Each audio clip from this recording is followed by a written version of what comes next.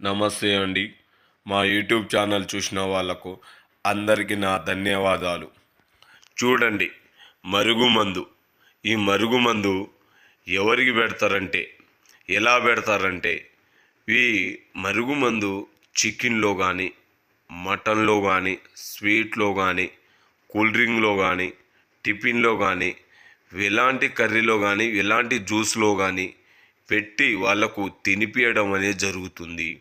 ఈ మందు ఎవరికి పెడతారంటే, భార్య భర్తతోని తగాదా పడి వాళ్ళ ఇంటికి వెళ్ళినప్పుడు, లేకపోతే భర్తను లెక్క చేయనప్పుడు ఈ మరుగు మందు పెట్టవచ్చు.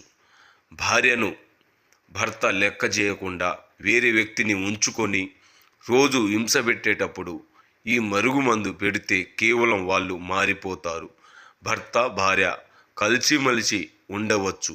ఈ మరుగుమందు ఒక్కసారి పెడితే 3 రోజులు కేవలం వాళ్ళు మారిపోవడం అనేది జరుగుతుంది.